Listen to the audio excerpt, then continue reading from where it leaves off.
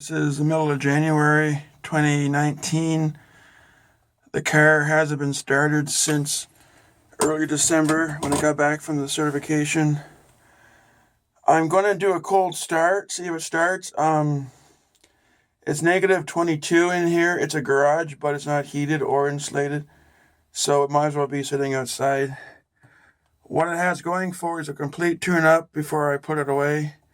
So I'm just going to go and see if it can start. So I'll hold tight for a second. Okay.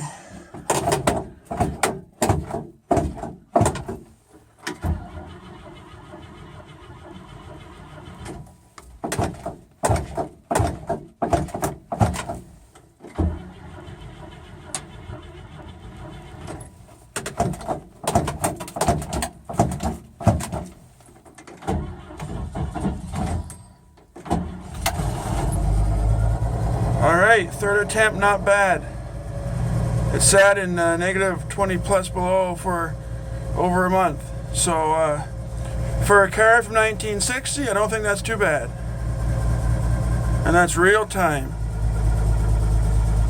Let it warm up and then I'll got a back row and go to the body shop. So keep watching for further updates.